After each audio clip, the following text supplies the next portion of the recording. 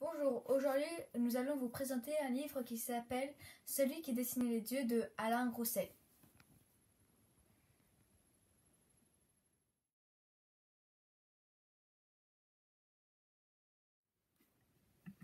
On passe à la préhistoire, certainement à l'époque des pierres taillées. Ils vivent dans de grandes grottes, à côté de grandes forêts pour chasser. À la fin de l'histoire, ils arrivent au bord de l'océan. Au bord de l'océan, près de grandes falaises.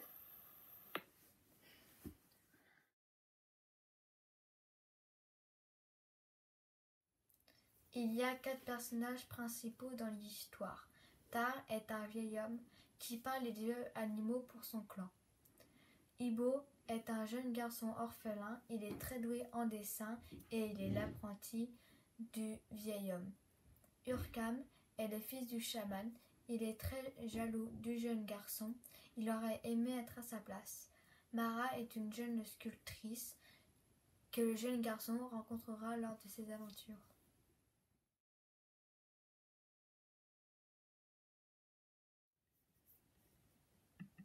Et donc celui qui dessinait les dieux, il augmentait la chance de ramener du gibier après la chasse.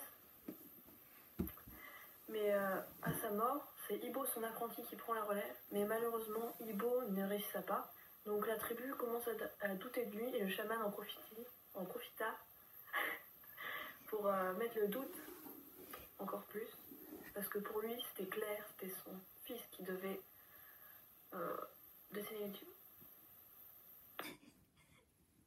Un jour, Ibo décide de partir à la chasse avec les chasseurs pour ramener du gibier pour le clan.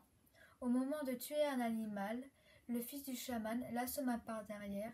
Ibo se défend et il croit avoir très gravement blessé Urkam.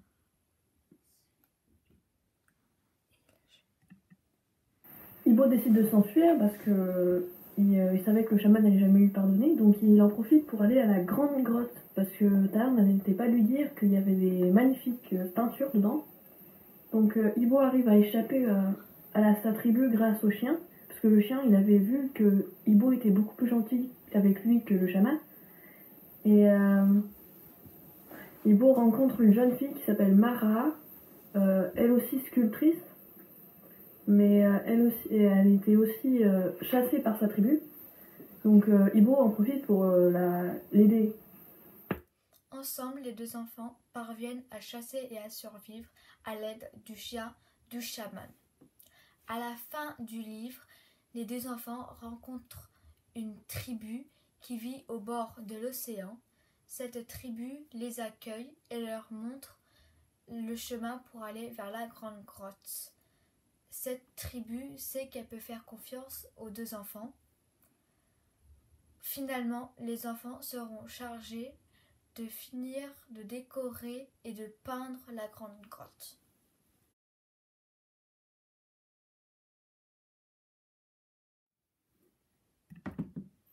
Mon avis, c'est que je conseille ce livre pour ceux qui aiment l'action et l'histoire. Personnellement, je n'aime pas trop lire, donc je l'ai trouvé long et lent. Mais c'était instructif sur comment vivaient à l'époque les hommes et comment ça se passait dans les tribus, qui ont toutes des mentalités différentes.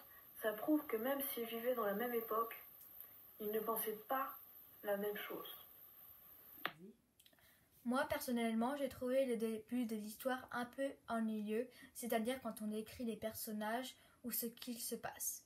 Quand Ibo a fui sa tribu, j'ai commencé à apprécier, puisqu'il y avait de l'action, ou quand il y avait les chasseurs de la tribu de Mara, il y avait du suspense, et ça, j'ai bien aimé aussi. J'ai bien aimé aussi l'amitié avec le chien.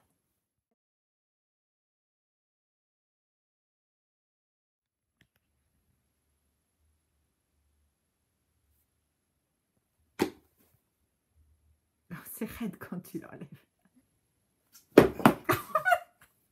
Moi, personnellement, j'ai trouvé le début de l'histoire un peu ennuyeux. un peu